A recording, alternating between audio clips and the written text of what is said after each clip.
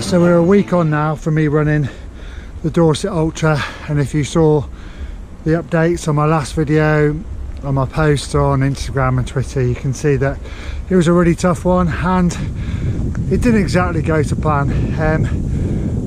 Ultra marathons are tough when everything goes swimmingly well. When you have a few hiccups along the way, then they come really mega tough.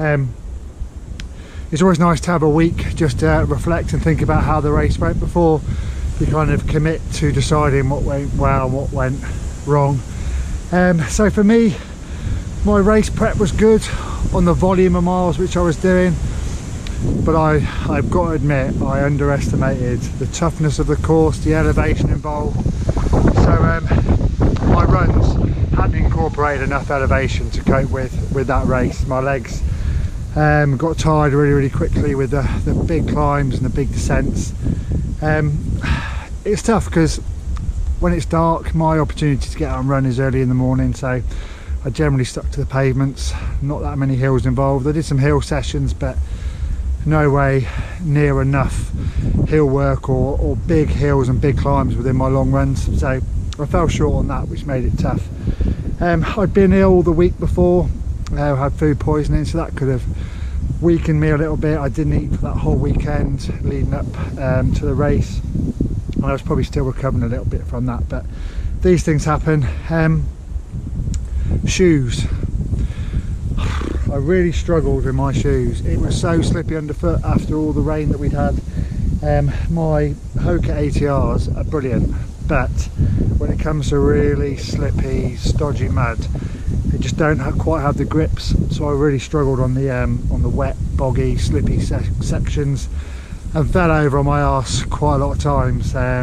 Which, when you fall over, you overextend to try and not fall over. And I got cramp in my legs because of it. I landed on my knee, cut it open, and that was sore for a little bit. So that threw me. But hey, these things happen, and as you probably saw in the video if you watched it, I very nearly gave up.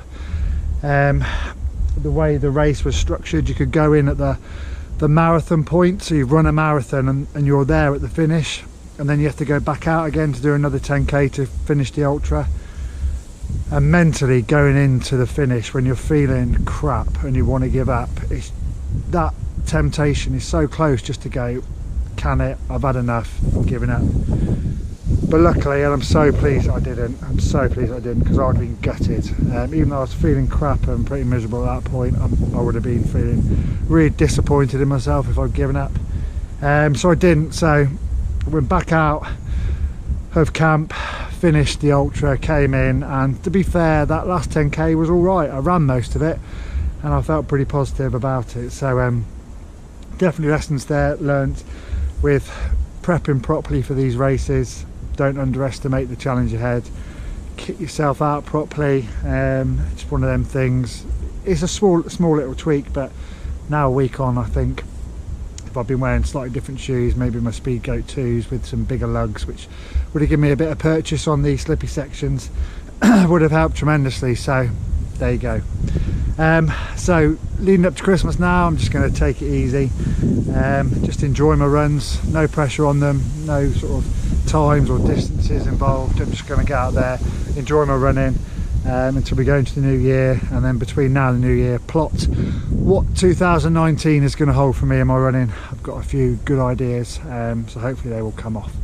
So now back onto my morning run down by the canal this morning, treating myself to a bit of a lay-in and a run in the daylight rather than in the pitch black along the pavement. So it's nice to get on the trails, nice and flat one this morning along by the canal. Right, back to running later.